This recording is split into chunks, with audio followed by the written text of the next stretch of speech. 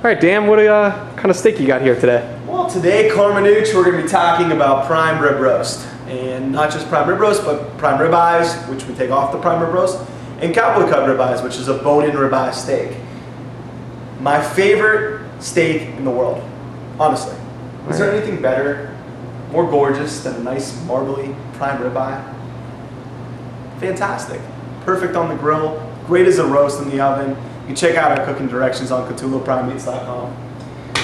Today I want to talk to you a little bit about the science, though, of dry aging and also taking this prime rib roast from this beautiful Ohio beef that we just cut fresh, aging it for 28, 35 days, and coming up with this little mess here that we got.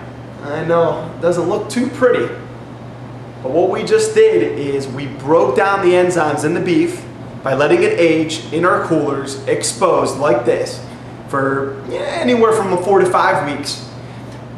What that does is we lose some of the water weight, we lose some of that blood from the prime rib roast, but what we're adding is flavor, and we're making it a bolder, just even a steakier flavor. Each bite is going to literally burst with flavor into your mouth. All right, this is taking something that's already prime, that's already high-graded 2% of beef, Ohio beef that we get here locally, and then we're going to take that and we're turning it into something different. To me, dry aging takes select, makes it choice, it makes choice into something like prime. It's making prime into something like almost Kobe. I mean, it'll literally melt in your mouth. So we got something that's, you know, real dark, and that's on both sides, obviously. This end here is closer to the chuck roast, closer to the chuck eye of the beef, so that would be the front. And this leaner one here is right next to where the strip steak would be. The prime rib eye, if extended, will get into our short loin where our New York strip steak would be, and then our tail of the filet mignon, which will come big where our sirloin is. I am going to show you something crazy, something so black right here that once you take just a little 1/8 of an inch steak off, it pops red, and you can see the intensity. This was its sister, okay? That was the loin that we did not age right here. We're going to show you that as comparison to something that we did age. All right, I'm going to cut it. We'll talk about it then.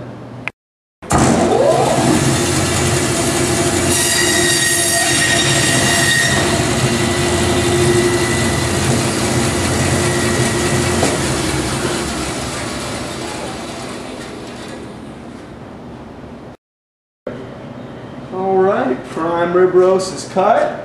Scraping it right now. It is pretty hard to believe. It was the first time that I did it too. Something that is black, almost greenish. You know, this is something that we can't use, something we have to throw away, but can still create like that popping red color. And you can see the marbling. And this is the leaner side. This is the one that's next to the strip steak, and it still just has that intense marbling in it. Lost that nice weight, so it's going to be a bolder, steakier steak. I mean, how can steak get steakier? 28-day dry age, that's how it can.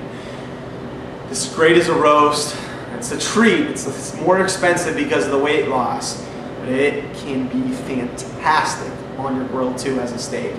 Got a recipe up now at CatulloPrimeMeats.com that calls for dry aged cowboy rib eyes.